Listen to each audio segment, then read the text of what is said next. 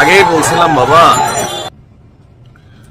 যে কোনো কিছুর কৃতিত্ব যদি একা দাবি করে ফেলো ঝামেলা কিন্তু পাকাবে। কিন্তু দিন শেষে এই গড়ি নিচে কার উপরে? আমি ভাবছিলাম যে এরা প্রাইভেট লিগ হবে, কিন্তু এখন তো দেখলাম প্রাইভেট দল। গতকালকে গভীর রাতে আমাদের ব্লুটুথ বয়েস সার্জিসের উপরে ব্যাপক হামলা হয়েছে। যেই ফুটেজগুলা আপনারা দেখছেন এর মধ্যে এটা একটা গাড়ির মধ্যে যে ছেলেটা দাঁড়ায় ছিল এটা সার্জিস, যেভাবে ধাক্কা টাক্কা দিছে। তো ঘটনার প্রেক্ষাপট কি, কেন আসলে সার্জিসদের উপর ছাত্রদলের পোলাপাইনে হামলা করছে, তাও ছাত্রদল নেতা শাকিলের নাম এখানে উঠে আসছে। আর সার্জিস বলছে যে 24 ঘন্টার মধ্যে তাদেরকে গ্রেপ্তার করতে হবে। প্রেক্ষাপট কি? যে মারছে সেও কিন্তু ছাত্র প্রাইভেটের। আসুন ঘটনার প্রেক্ষাপট কি।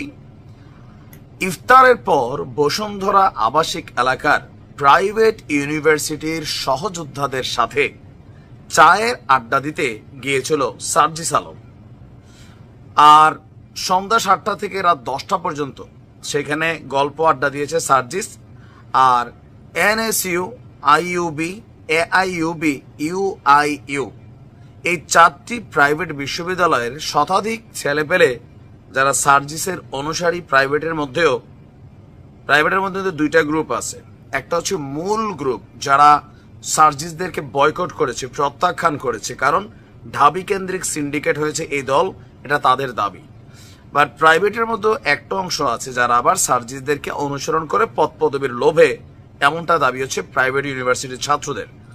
তো এর মাঝখানে আপনার এনএসইউর যখন সামনে দিয়ে হেঁটে যাচ্ছিল সার্জিসরা, এমন সময় তার সাথে থাকা 15-20 জন আপনার প্রাইভেট ইউনিভার্সিটির সহযোদ্ধারা ছিল। পরে এনএসইউর গেটের সামনে যাওয়ার পর 10 থেকে 12 জন ঢাবি সিন্ডিকেট নিয়ে স্লোগান দিচ্ছে, মানে ঢাবি যে সিন্ডিকেট এরা চালায় এটা নিয়ে। এর মধ্যে ছাত্রদলের সেন্ট্রাল নেতা আহমেদ শাকিল ছিল, যারা এই স্লোগান দিচ্ছিল। আমি এগিয়ে যাই তাদের কথা শুনতে, কিন্তু তারা ইচ্ছাকৃতভাবে আমার সাথে থাকা প্রাইভেট শিক্ষার্থীদেরকে গালিগালাজ করতে থাকে, দালাল বলে, যে এই আন্দোলনে বা এই সেক্টরটাতে বড় কোনো পদ পদবিতে এরা প্রাইভেটকে ডাকে নাই, প্রাইভেটের কাউকে পদ দেয় না, যা দিছে চামচা টাইপের পদ। সুতরাং তোমরা কেন এই চামচামি করতে সার্জিসের সাথে গেছো, বিষয়টা কিন্তু এরকম ছিল। এরপর আপনার ওদের 10-12 জনের মধ্যে 1-2 জনকে স্টুডেন্ট মনে হলেও বাকিদের দেখে ভাড়া করা টোকাই দুষ্কৃতিকারী মনে হচ্ছিল। চোখ ভাই চোখ দীক্ষা দিয়ে চিন্নালাইছে কোনটা টোকাই কোনটা স্টুডেন্ট। তুমি কেমনে বুঝলা যে এদের সাথে টোকাই? তোমার সাথে যেগুলো ছিল ছাত্র, দেখেন এইগুলা পুরানা খেলা। টোকাই লীগ নাম ছিল এক সময়। তো সার্জিস তো ছাত্রলীগ থেকে আসছে, এই কারণে টোকাইদের ভালো করে চিনে। এটা যেভাবে নেন, কারণ ছাত্রলীগের মিছিল আগে শুনতাম টোকাই থাকতো। তো সার্জিস যেহেতু দীর্ঘদিন ছাত্রলীগের রাজনীতি করছে, টোকাই তার ভালো করে চিনা আছে, এই জন্যই সম্ভবত সে চিনা ফেলছে না টোকাই ছিল। এরপরে বিব্রতকর পরিস্থিতি সৃষ্টি করাই এদের উদ্দেশ্য বুঝতে পেরে আমি দুই পক্ষকে চলে যেতে বলি এবং চলে আসি। পরবর্তীতে ছাত্রদলের শাকিল তার নেতৃত্বে তার সাথে থাকা টোকাই দুষ্কৃতিকারী সন্ত্রাসীদের নিয়ে পূর্বে আমার সাথে থাকা ওই প্রাইভেট ইউনিভার্সিটির ছেলেদের উপর ধারালো অস্ত্র দিয়ে হামলা করে এবং মাথায় পিঠে আঘাত করে রক্তাক্ত করে। ছাত্রদলের শাকিল সহ বাকিদেরকে দ্রুত বিচারের আওতায় আনার ঘোষণা দিয়েছে সার্জিস। আর বলছে যে টোকাই লীগের দ্বারা নির্যাতিত হওয়ার পর আজকে যদি ছাত্রদলের কেউ একইভাবে টোকাই লীগের সন্ত্রাসীদের মতন আচরণ করে, তার পরিণতি টোকাই লীগের মতো হতে খুব বেশি দিন লাগবে না। শিক্ষা নেন, সময় থাকতে নিকট অতীত থেকে শিক্ষা নেন।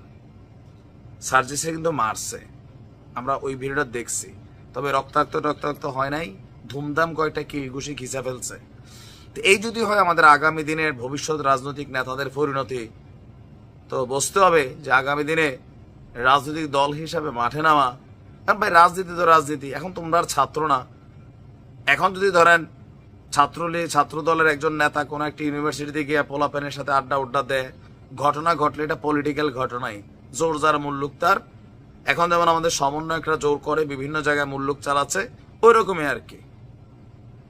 এটা দেখে অনেকে খুশি হয়েছেন, বাট আমি খুশি হইতে পারি নাই। কারণ এই জুলাই অভ্যুত্থানে সার্জিসের অনেক পরিশ্রম ছিল, শ্রম ছিল, একটা নতুন স্বপ্ন দেখছে। আর সেই স্বপ্নের পথে আপনারা এভাবে রাস্তাঘাটে তাকে অপমান করবেন, মারবেন, ভাই হামলা করবেন। হ্যাঁ শাকিল, শাকিল তোমার তো খবর আছে, সার্জিস তারা কিন্তু তোমাকে খায়া ফেলবে আইনের মাধ্যমে। ভালো থাকো।